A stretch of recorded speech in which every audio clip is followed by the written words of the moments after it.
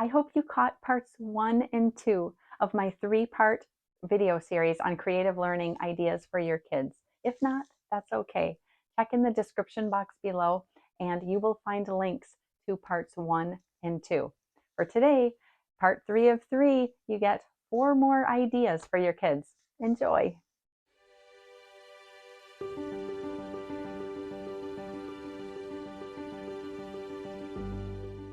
Number 1, the calendar. What we did first thing every morning, I shouldn't say that. We always started with prayer. After prayers though, we would start with the calendar. What do you need for the calendar? A poster board.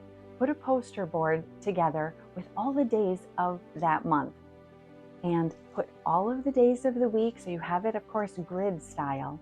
And then have something that you can move from day to day. I usually covered a design or put on the back a little bit of Velcro, but I had it with some contact paper so it could easily be moved from day to day. And it was fun because we would go and we would talk about the days of the week, but then we would also talk about what we were doing that day. We would talk about the weather. And in addition, I happen to know French, so I would also go through the days of the week and even sing the days of the week in French. Maybe you know another language and you could talk about the days of the week or the weather in another language. My kids always said they really looked forward to that time of the day. They loved being involved too in moving that day's design to the next day.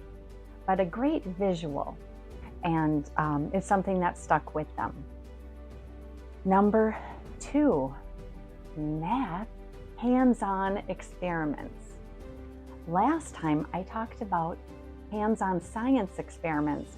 Here's one for math that I thought worked very well when my kids were younger and learning about fractions. Even if they were a couple of years apart. One is in first grade, one is in third. That's okay, it's fun. What we would do is get a big pot of water and then get out different measuring cups, and we would talk about fractions, and they would be able to not just see on paper, but for themselves, they would be able to see if they took a 1/4 cup, they could scoop up some water. How many 1/4 cup makes 1 full cup? So they would measure that out and they could see. They would be able to see with the 3rd cup. Oh, okay, so it takes 3 1/3 cups to make 1 full cup. And we would do the same sort of thing with teaspoons. And it was just a fun, hands-on and wet sort of a time, just a little different to just get them out of the book a little bit. Okay, number 3, trips to a shrine. You have a shrine nearby that you could take a field trip to with maybe just your family, or you want to invite other homeschooled families too. What a great experience it can be to go and visit a shrine. I actually did this not too long ago, just a few weeks ago. A few families and I went to the Shrine of Our Lady of Champion, which incidentally I made a video from a while back, but just a beautiful experience. We went to Holy Mass, we went to confession, we had a picnic lunch together, we prayed the rosary together along the rosary walk. A beautiful time. Number 4, the 4th idea I have for you is gardening. Getting your kids involved in the gardening process.